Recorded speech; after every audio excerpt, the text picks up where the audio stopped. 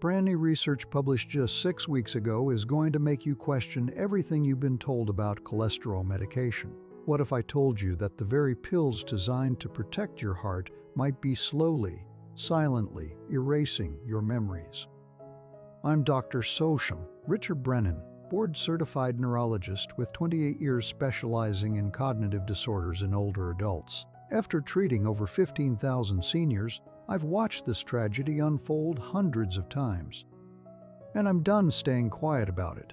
By the end of this video, you'll know exactly how cholesterol medications affect your aging brain, which warning signs to watch for, and what steps you need to take to protect your memory while still caring for your heart. But I'm not going to give you all the answers yet, because if I do, you might make a dangerous decision without understanding the full picture. First, I need you to do something for me. Comment below your age and whether you're currently taking a statin medication. Just the basics. Format it like this: your age, then yes or no for statin use. Example: 78. Yes, I need to see what my audience is actually dealing with. I read every single comment, and this helps me understand who's watching and what you're going through. Let me tell you about Harold. Harold's story is going to change how you think about cholesterol medication forever.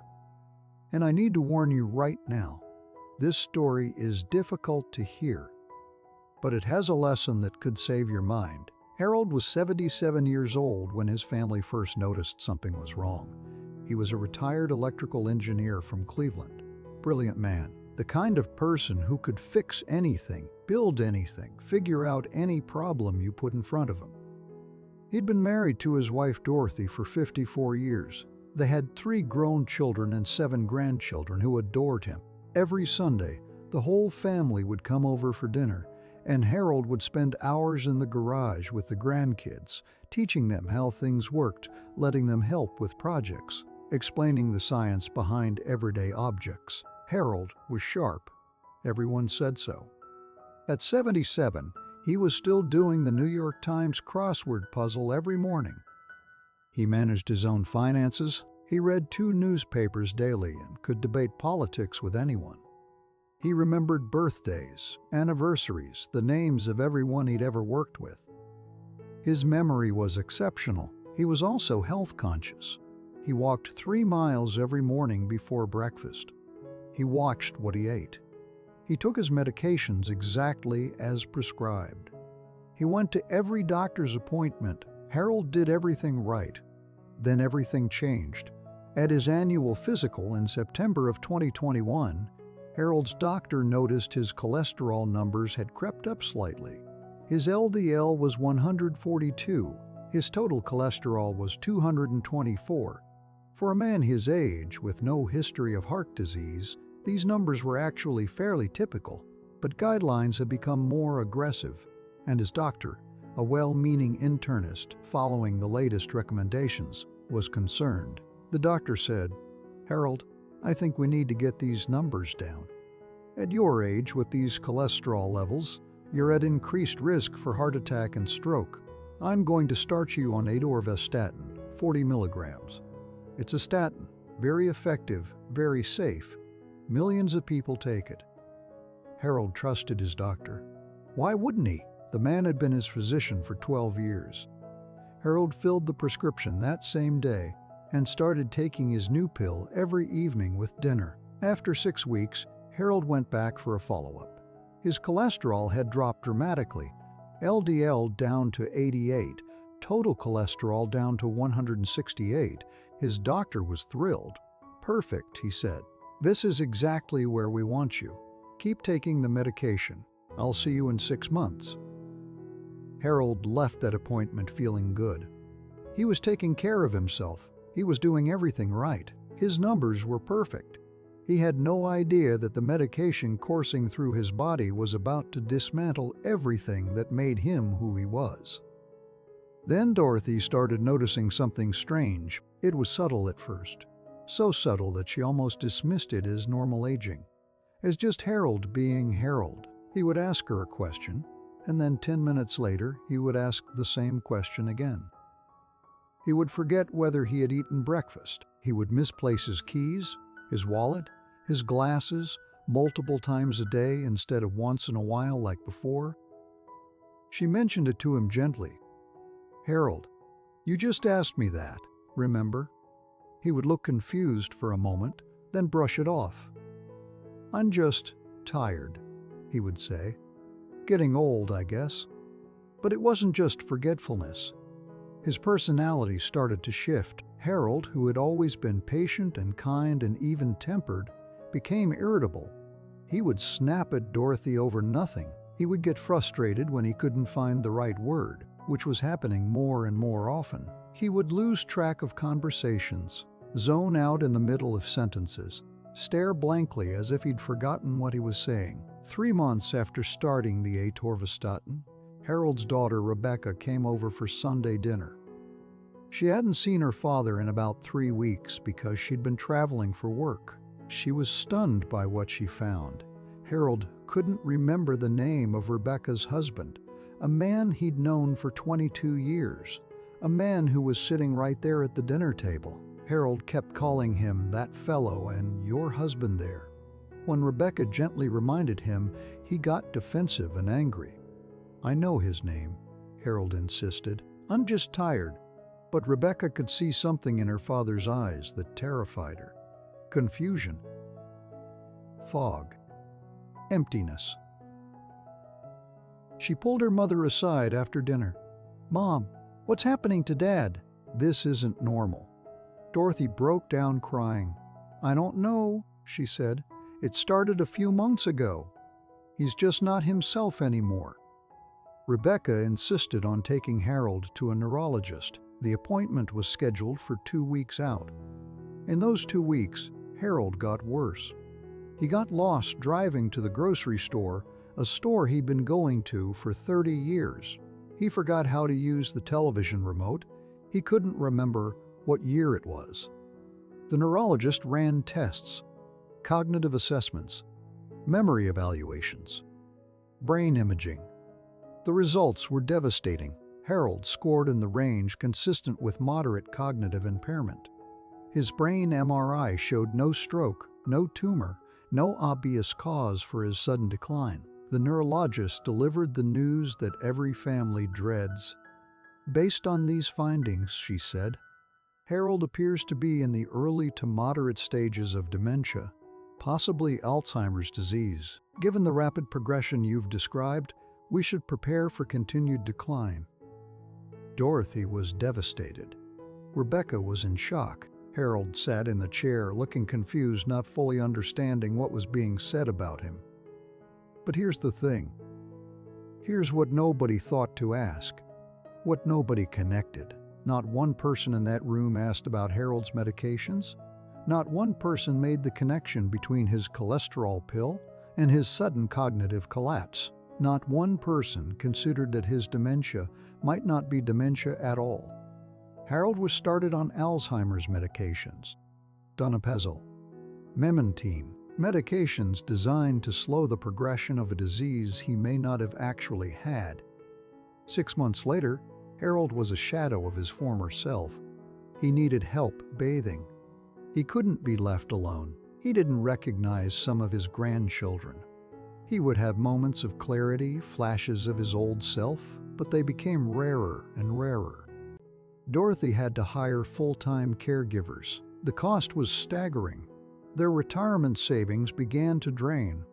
The Sunday dinners stopped because Harold couldn't handle the stimulation, the noise, the confusion of having so many people around. 1 year after that doctor's visit, 1 year after starting atorvastatin, Harold was placed in a memory care facility.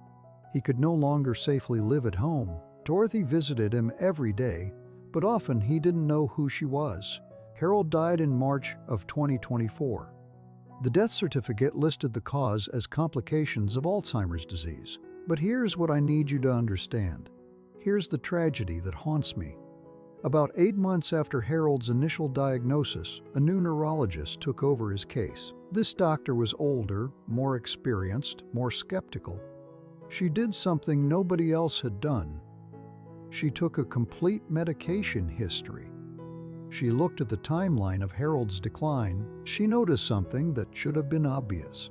Harold's cognitive symptoms started approximately 6 to 8 weeks after beginning statin therapy. Before the statin, he was sharp as a tack. After the statin, he declined rapidly. The new neurologist did something that seems so simple in retrospect. She recommended stopping the atorvastatin.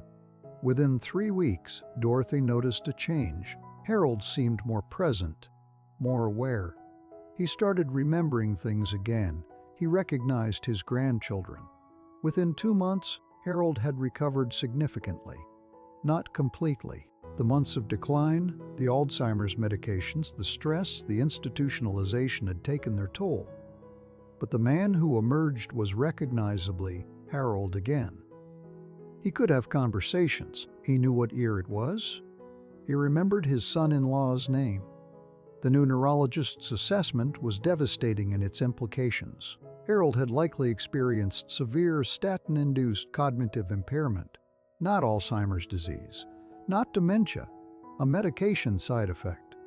If someone had recognized this earlier, if someone had stopped the statin when the symptoms first appeared, if someone had made the connection, Harold might never have been institutionalized. He might have had years more of quality life. He might have continued doing crossword puzzles and teaching his grandchildren in the garage. Instead, he spent his final years confused, frightened, and separated from the life he loved, all because of a pill meant to protect him. When I heard about Harold's case from a colleague, I was devastated, because this was completely preventable, because I've seen this pattern dozens, maybe hundreds of times. Because Harold is not unique. Comment, preventable, if you've seen something similar happen to someone you know. Comment, preventable, if you've watched someone you love decline after starting cholesterol medication. Comment, preventable, if Harold's story hit close to home. I need to know how many of you have witnessed this. So what's actually happening in the brain when someone takes a statin? Why would a cholesterol medication affect memory and cognition, and why don't more doctors recognize this connection?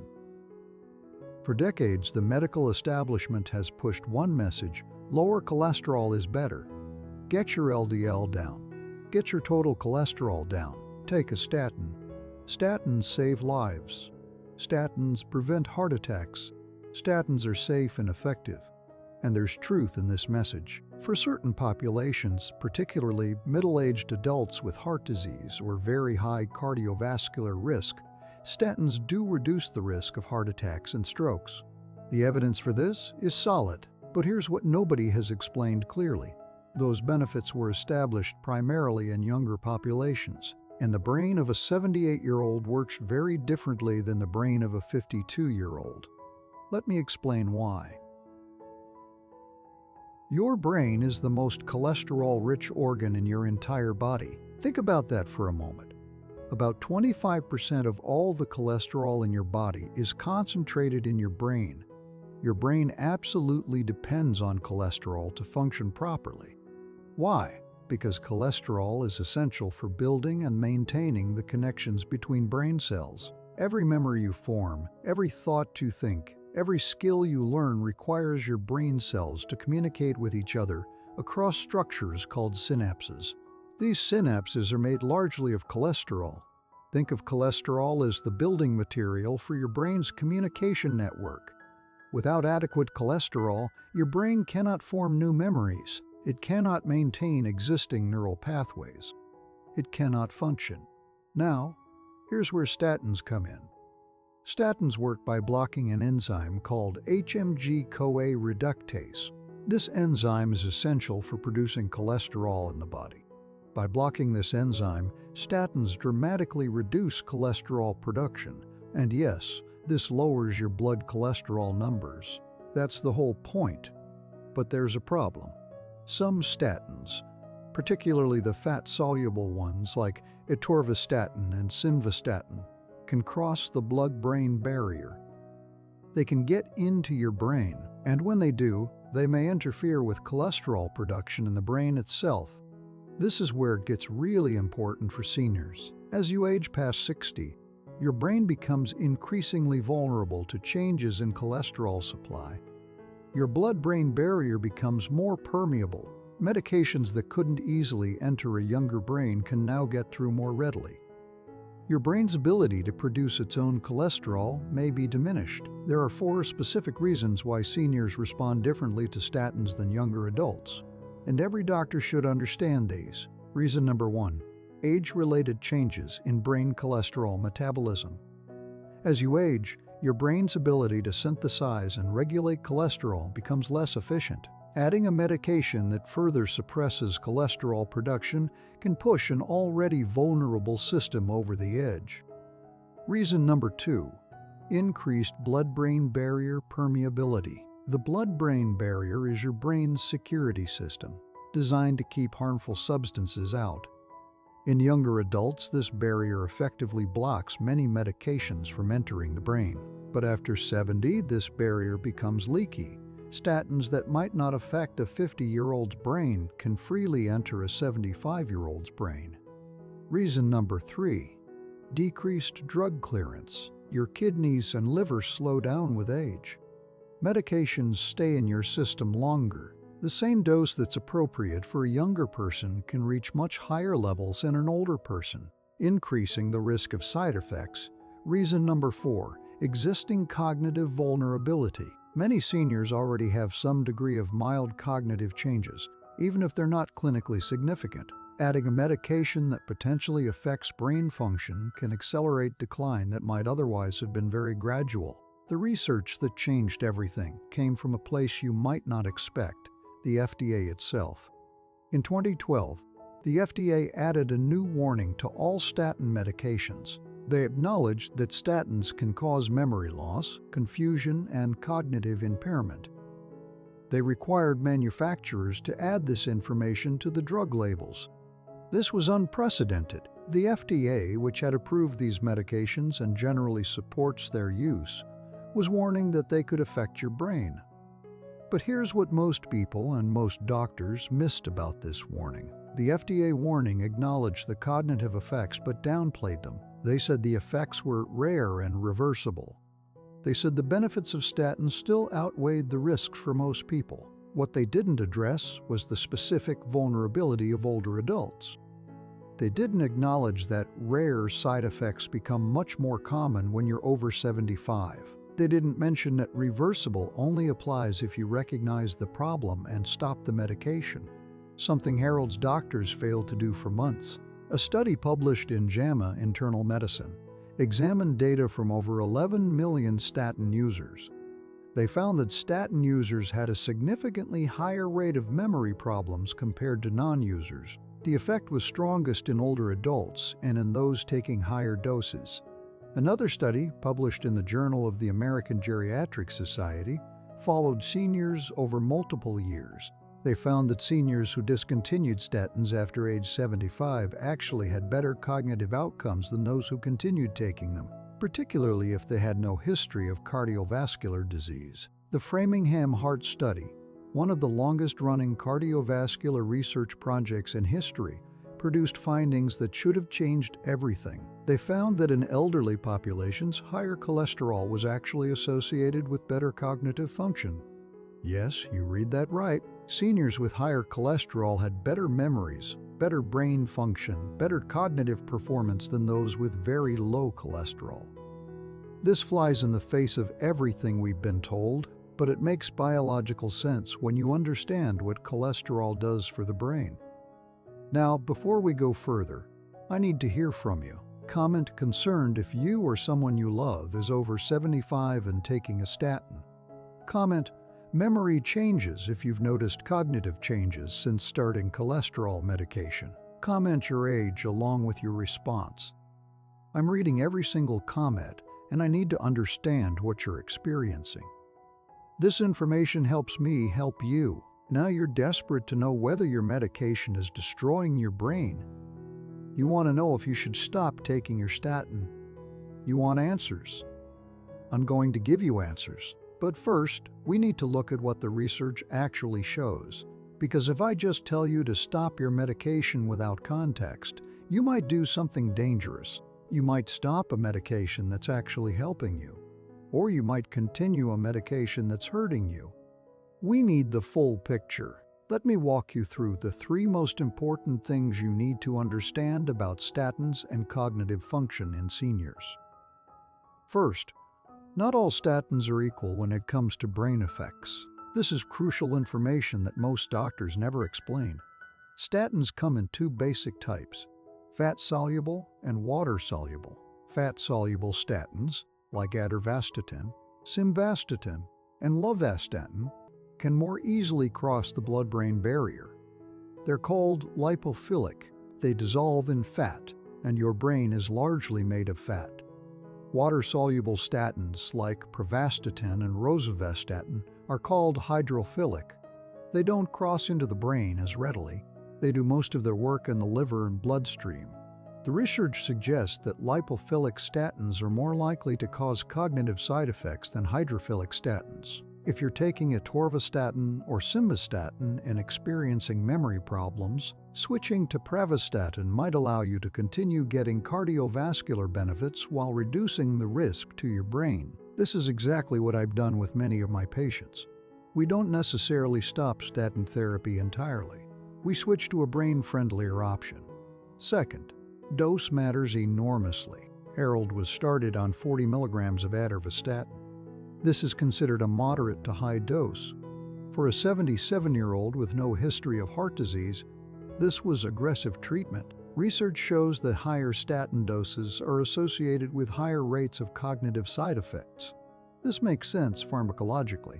More drug equals more potential for unwanted effects. Many seniors can achieve adequate cholesterol reduction with lower doses. Some experts argue that for primary prevention in those over 75, the lowest possible effective dose should always be used.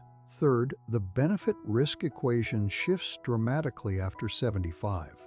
When you're 50 years old with high cholesterol and risk factors for heart disease, taking a statin makes good sense. You have decades of potential life ahead of you. Preventing a heart attack in your 60s or 70s could give you many extra years. But when you're 78, the calculation changes. The time horizon is shorter. The risk of cognitive side effects is higher. The benefits of aggressive cholesterol lowering are less clear. Multiple studies have now shown that in adults over 75 without existing cardiovascular disease, statins provide minimal benefit. The number needed to treat, how many people need to take the medication for one person to benefit, becomes very high. You might need to treat 50 or 100 seniors for years to prevent one cardiovascular event. Meanwhile, the number needed to harm, how many people taking the medication will experience a significant side effect, becomes lower with age. Cognitive effects, muscle problems, liver issues, diabetes, all of these become more likely in older populations. At some point, the math stops working. The risks begin to outweigh the benefits. But I'm still not giving you a simple answer, because it's not the same for everyone. And this is where Harold's doctors went wrong. They applied a one-size-fits-all approach to a unique individual. Let me tell you about 3 different patients to show you why individualization matters so much. Patient 1 is Robert, age 74. Robert came to me worried about his statin after hearing about cognitive side effects. He was on atorvastatin 20 milligrams. His LDL had been 188 before treatment. He had already had a heart attack at age 68. He had 2 stents in his coronary arteries. He was taking a statin for secondary prevention, meaning he already had heart disease and was trying to prevent another event. For Robert, the calculation is different than it was for Harold. Robert has known cardiovascular disease. The evidence for statins in secondary prevention is strong, even in older adults. His risk of another heart attack without treatment is significant.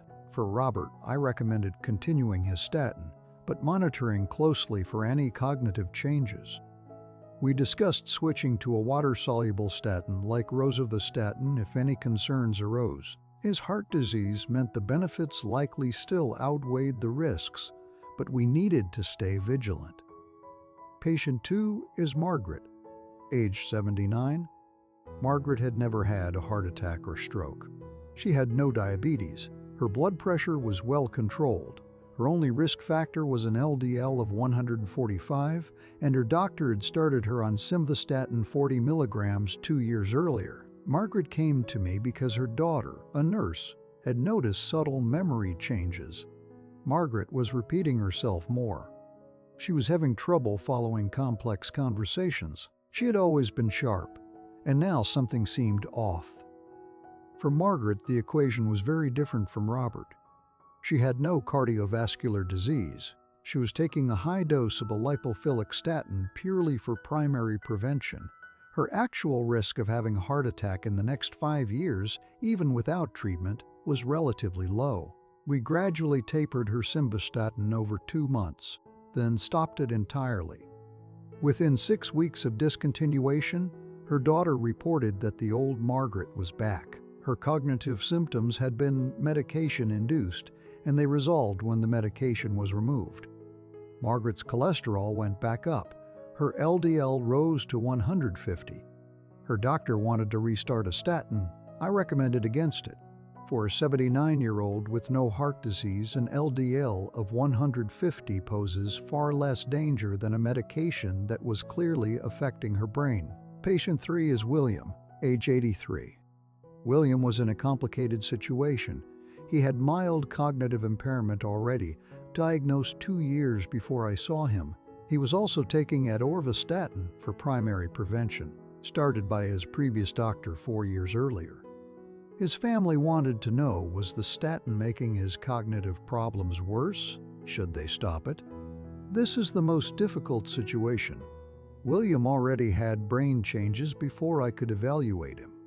There was no clear before and after like there was with Harold or Margaret. The statin might be contributing to his decline, or his decline might be entirely from other causes. For William, I recommended a careful trial of statin discontinuation with close cognitive monitoring. We used standardized memory tests before stopping the medication, then repeated them at 4 weeks and 12 weeks after discontinuation. The results were mixed. William showed modest improvement in some areas of memory, suggesting the statin may have been contributing somewhat, but he continued to have cognitive difficulties consistent with his underlying mild cognitive impairment. In William's case, the statin was probably making things somewhat worse, but stopping it wasn't a cure. His underlying brain changes remained. Do you see why I can't give you a simple answer? Robert's situation is different from Margaret's. Margaret's situation is different from William's. Your situation is different from all of theirs. Now I'm going to give you the framework I use to help patients and families make these decisions. Category 1 is seniors over 75 with no history of heart attack, stroke, or other cardiovascular disease, taking a statin purely for primary prevention. If this describes you, the benefit of your statin is questionable, and the risk of cognitive side effects is real. You should have a serious conversation with your doctor about whether you still need this medication. In many cases, the answer is no. Category 2 is seniors over 75 with established cardiovascular disease, meaning previous heart attack, stroke, stents, bypass surgery, or known arterial blockages, taking a statin for secondary prevention. If this describes you, the evidence for continuing your statin is stronger. However, you should be monitored carefully for cognitive changes. If significant memory problems develop, your doctor should consider dose reduction or switching to a water-soluble statin. The goal is finding a balance that protects both your heart and your brain. Category 3 is seniors on high-dose lipophilic statins like atorvastatin, 40 to 80 milligrams, or simvastatin, 40 to 80 milligrams, who are experiencing cognitive symptoms. If this describes you, something needs to change. Either the dose should be reduced, or you should switch to a lower-risk statin, or the medication should be discontinued entirely depending on your cardiovascular history. You should not continue unchanged while your brain declines. Category 4 is seniors with existing cognitive impairment or dementia diagnosis who are taking statins. If this describes you or someone you love, the statin should be carefully evaluated. In someone already experiencing cognitive decline, adding a medication with potential brain effects makes little sense. Comfort and quality of life become more important than hitting cholesterol targets. Deprescribing, meaning carefully stopping unnecessary medications, is often appropriate. Comment which category describes your situation. Format your comment like this: category number, your age, and brief description. For example, Category 1, age 77, no heart disease, taking atorvastatin. Or Category 2, age 80, had heart attack at 72, taking rosuvastatin. This helps me understand my audience and make better content for you. Now I'm going to give you the complete step-by-step protocol for protecting your brain while managing your cholesterol. This is exactly what I do with my patients. This is the process that has helped hundreds of seniors avoid Harold's fate. You're going to want to bookmark this video and come back to this section. Take notes if you can. Step 1 is to assess your actual cardiovascular risk. This is the foundation of everything else. You need to know whether you actually need a statin in the first place. Ask your doctor these specific questions. What is my 10-year cardiovascular risk score? This is a calculation based on your age, cholesterol, blood pressure, diabetes status, and other factors. There are standard calculators doctors use. Have I ever had a heart attack, stroke, mini-stroke, or been diagnosed with blocked arteries? If yes, you have cardiovascular disease and fall into a different category than someone who has never had these problems. If I have no history of cardiovascular disease, what is the actual benefit of my statin? Ask for numbers. How many people like me need to take this medication for how many years for one person to benefit? You have a right to understand this. Step 2 is to know your statin. You need to understand exactly what medication you're taking and how it might affect your brain. Find out the name and dose of your statin. Is it atorvastatin, simvastatin, lovastatin, rosuvastatin, pravastatin, or something else? What milligram dose are you taking? Research whether your statin is lipophilic or hydrophilic. Remember, fat-soluble statins like atorvastatin and simvastatin cross into the brain more easily. Water-soluble statins like rosuvastatin and pravastatin are considered safer for cognition. If you're on a high-dose lipophilic statin, ask your doctor whether a lower dose or a different statin might be appropriate. Step 3 is to establish a cognitive baseline. This is crucial. If you don't know where you're starting, you won't be able to tell if something is changing. Consider taking a standardized cognitive screening test. The Mini Mental State Examination and the Montreal Cognitive Assessment are commonly used. Some are available online, though formal testing through a healthcare provider is more reliable. Keep a simple cognitive diary. Once a week, note any episodes of forgetfulness, confusion, word-finding difficulties, or difficulty following conversations. Rate your overall mental clarity on a scale of 1 to 10. Involve a family member or close friend. Sometimes other people notice changes before we notice them ourselves. Ask someone you trust to tell you honestly if they observe anything different about your memory or thinking. Step 4 is to monitor for warning signs. There are specific symptoms that may indicate statin-related cognitive effects. If you experience these, especially if they began or worsened after starting statin therapy, take them seriously. Memory problems are the most common. This includes forgetting recent conversations, asking the same questions repeatedly, misplacing items much more frequently than usual, forgetting appointments or important dates, and difficulty remembering names of familiar people. Confusion and disorientation are also warning signs. Getting lost in familiar places, not knowing what day or time it is, difficulty following multi-step instructions, and feeling mentally foggy or unclear fall into this category. Language difficulties can occur as well. Trouble finding the right word, losing track of sentences midway through, difficulty following complex conversations and saying things that don't make sense are all concerning. Personality and mood changes sometimes appear. Increased irritability, apathy or loss of interest, depression, and anxiety can be related to statin effects. If you're experiencing any of these, don't assume it's just normal aging. It might be your medication. Step 5 is to have the doctor conversation. Use this approach for maximum effectiveness. Start with this opening. Say, "Doctor, I've been learning about statins and cognitive function in older adults. I have some concerns I'd like to discuss about my current treatment."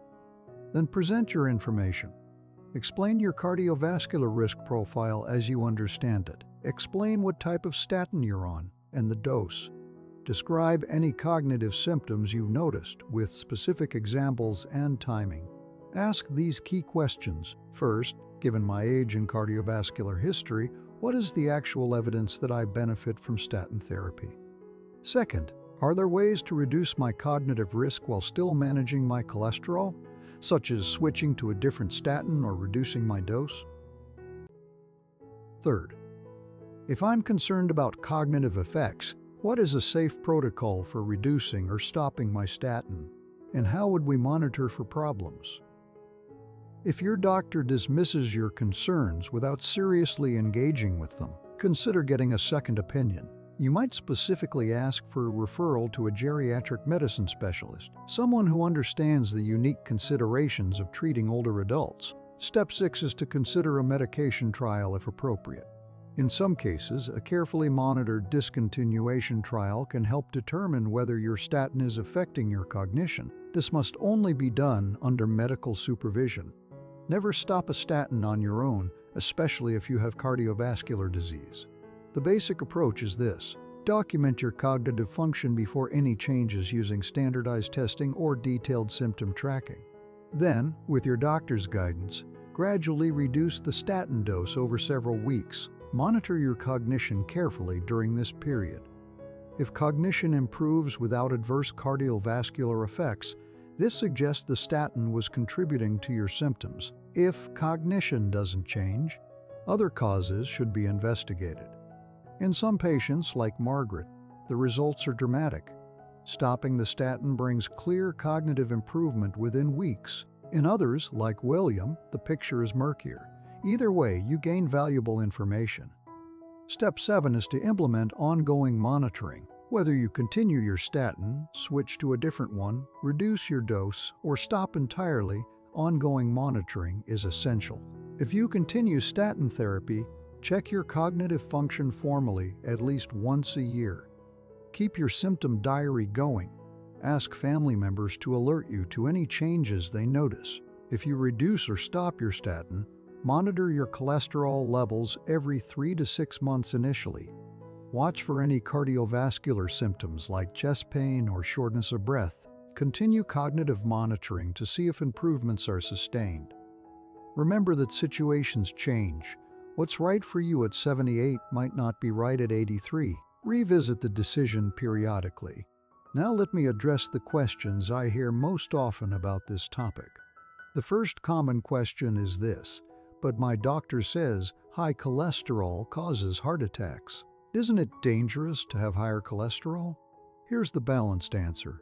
Yes, very high cholesterol, particularly very high LDL, is associated with increased cardiovascular risk. This relationship is well established in younger and middle-aged populations. However, the relationship between cholesterol and outcomes in seniors over 75 is much more complicated. Multiple studies show that in this age group, the association between cholesterol levels and mortality weakens considerably. Some studies even show that higher cholesterol is associated with better outcomes in the elderly. Your brain needs cholesterol to function. The goal isn't to achieve the lowest possible cholesterol number. The goal is to find the balance that gives you the best overall health, including brain health. The second question is, if I stop my statin, won't I have a heart attack? Not necessarily, and this is where individual risk assessment matters so much. If you have no history of cardiovascular disease, your risk of having a heart attack without a statin is much lower than you might think. Your doctor can calculate your actual 10-year risk. For many seniors on statins for primary prevention, the absolute risk reduction from the medication is quite small. If you have established heart disease, the calculation is different, and you shouldn't stop your statin without careful medical guidance. Even in this group, though, cognitive side effects need to be weighed against cardiac benefits. The third question is, My memory has gotten worse since starting my statin, but my doctor says it's just aging. Who's right? Your doctor may be right, but they may also be dismissing a medication effect. The key question is timing.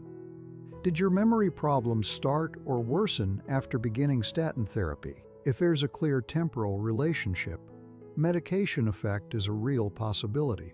Ask your doctor for a trial of statin discontinuation or dose reduction. If they refuse without good reason, seek a second opinion. The fourth question is, I've been on a statin for 10 years with no problems. Should I still be concerned? Not necessarily. If you've been on a statin for years without cognitive effects, you may be someone who tolerates these medications well. However, susceptibility can change with age. Your blood-brain barrier becomes more permeable over time. A medication that didn't affect you at 70 might affect you at 80. Stay vigilant. Continue monitoring your cognitive function. If changes emerge, don't assume they're unrelated to your medication. The fifth question is, my parent is in a nursing home with dementia and still taking a statin. What should I do? This is unfortunately common, and in most cases, continuing a statin in someone with established dementia makes little sense. The purpose of a statin is to prevent cardiovascular events years in the future. In someone with limited life expectancy and already impaired quality of life, this future benefit is unlikely to materialize. Meanwhile, the statin might be worsening their cognitive function. Talk to their healthcare provider about deprescribing. This is a growing movement to reduce unnecessary medications in the elderly and frail. Many experts believe statins should be routinely discontinued in patients with advanced dementia. Before we continue, I want to hear from you. Comment, "Protecting my brain," if you're going to discuss your statin with your doctor after watching this video. Comment, "Family advocate," if you're going to advocate for a parent or spouse based on what you've learned. Comment, "Continuing statin," if you have cardiovascular disease and feel the benefits outweigh the risks in your case. Let me know where you stand. I read every comment. Now let me tell you about Barbara. Barbara's story is very different from Harold's, but it starts in a similar place. Barbara was 79 years old when her son noticed something was wrong. She was a retired school administrator, widowed for 6 years, living independently in a senior apartment complex, active in her church, sharp-minded and independent. But over several months, Barbara's son Michael noticed changes. She was repeating stories she'd told him just days before. She was forgetting appointments. She called him once and couldn't remember why. Barbara was on simvastatin 40 milligrams, started by her primary care doctor 4 years earlier for mildly elevated cholesterol. She had no history of heart disease. The medication was purely for primary prevention. Michael did his research. He read about statins and cognitive effects. He found information similar to what I've shared with you today. He became convinced his mother's medication might be the culprit. But Barbara's doctor was skeptical. "She's 79, the doctor said. Some memory changes are normal. The statin is protecting her heart." Michael pushed back. He asked for a trial discontinuation. The doctor reluctantly agreed, but seemed doubtful anything would change. The simvastatin was gradually reduced over 6 weeks, then stopped entirely. Barbara's cognitive function was monitored carefully. Her son used a simple memory test at home, checking her recall of word lists and her ability to follow multi-step instructions. At 2 weeks after discontinuation, there was no obvious change. Barbara's son worried that the statin had caused permanent damage or that the memory problems were just aging after all. But at 4 weeks, something shifted. Barbara called Michael and told him about a book she was reading. She described the plot in detail. She remembered the author's name and other books by the same writer. This was the old Barbara. At 6 weeks, the improvement was undeniable. Barbara was remembering their conversations from days before. She was managing her calendar without assistance. She was herself again. At the 3-month mark, Barbara told her son, "I feel like I woke up from a fog. I didn't realize how cloudy my thinking had become until it cleared." Barbara's cholesterol rose after stopping the statin. Her LDL went up to 162. Her total cholesterol was 238. Her doctor wanted to restart the medication. Michael advocated fiercely against this. Her brain is more important than hitting a number, he told the doctor. She's 79 with no heart disease. The risk of the statin is higher than the risk of her cholesterol. The doctor eventually agreed to a watchful waiting approach. Barbara would not restart the statin. Her cardiovascular risk would be managed through lifestyle means. Her cognitive function would be monitored. That was 2 years ago. Barbara is now 81. Her cholesterol remains elevated by conventional standards. She has had no cardiovascular events. More importantly, she remains cognitively sharp, living independently, active in her community. Barbara's words echo what I've heard from so many patients. I almost lost myself to a pill I didn't even need. If my son hadn't advocated for me, I might have ended up like so many others, diagnosed with dementia, put in a facility when all I needed was to stop one medication. I think about Harold often. I never actually met Harold. I heard about his case secondhand, but he stays with me. 77 years old, brilliant engineer, sharp as a tack, teaching his grandchildren in the garage, a man with years of meaningful life ahead of him. Gone, lost in a fog that didn't have to happen. If Harold's doctor had understood what I've explained today, if someone had questioned whether aggressive cholesterol lowering was appropriate for his 77-year-old brain, if anyone had made the connection between his new medication and his cognitive collapse in time, he might still be doing crossword puzzles. He might still be building things with his grandchildren. He might still be himself. That's why I made this video. That's why I will keep speaking out until every senior and every doctor treating seniors understands that cholesterol medications are not automatically safe, that the brain matters as much as the heart, that lower is not always better. You now have knowledge that most patients never receive and that some doctors don't fully understand. You understand that your brain needs cholesterol to function and that medications which dramatically lower cholesterol can potentially starve your brain of what it needs. You know that statins affect seniors differently than younger adults, and that guidelines developed for middle-aged populations may not apply to you. You've learned how to assess your own risk, monitor your cognitive function, and have an informed conversation with your doctor.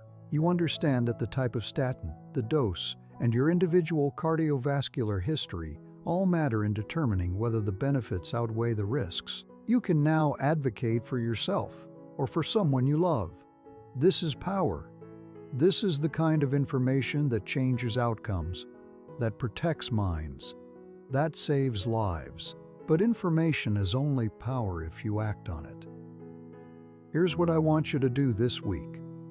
First, pull out your medication bottles or your medication list. Identify whether you're on a statin and which one. Write down the name and dose. Second, assess your cardiovascular history honestly. Have you ever had a heart attack, stroke, or been diagnosed with arterial blockages? Or are you taking this medication purely for prevention in someone with no history of events? Third, start a cognitive diary. For the next 2 weeks, note any episodes of forgetfulness, confusion, or mental fog. Rate your clarity daily.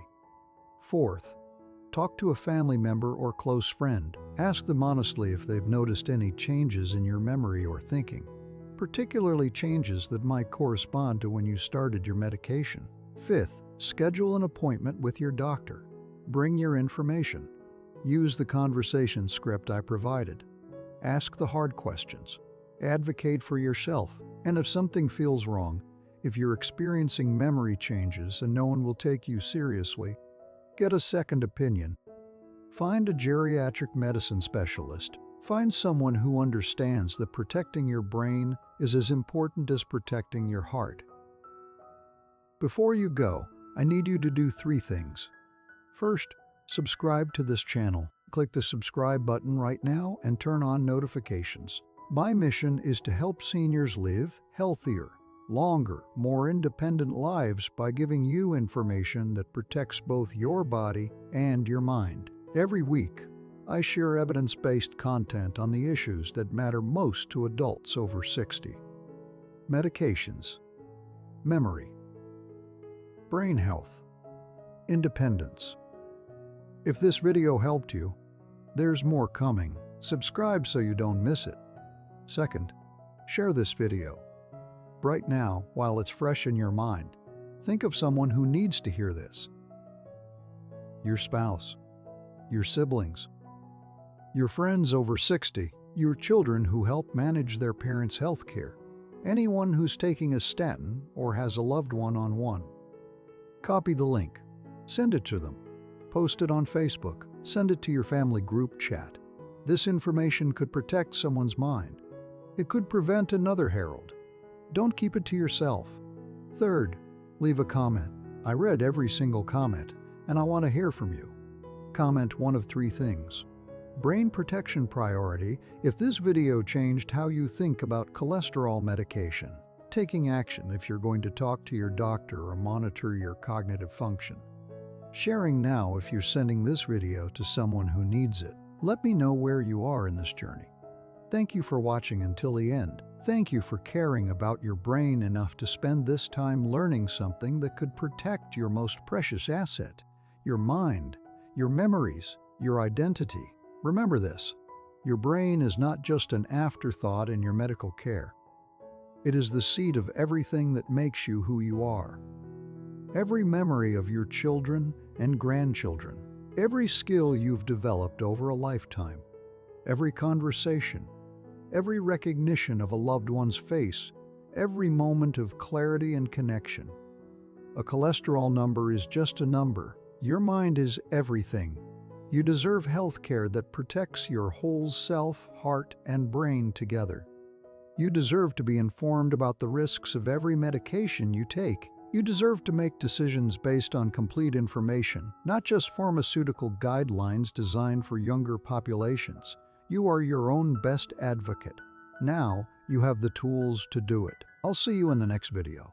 Stay informed, stay empowered, stay sharp. This video is for educational purposes only and is not intended to be a substitute for professional medical advice, diagnosis, or treatment. Always seek the advice of your physician or other qualified health provider with any questions you may have regarding a medical condition. Never disregard professional medical advice or delay in seeking it because of something you've seen in this video. The cases described in this video are illustrative examples, and some details have been changed to protect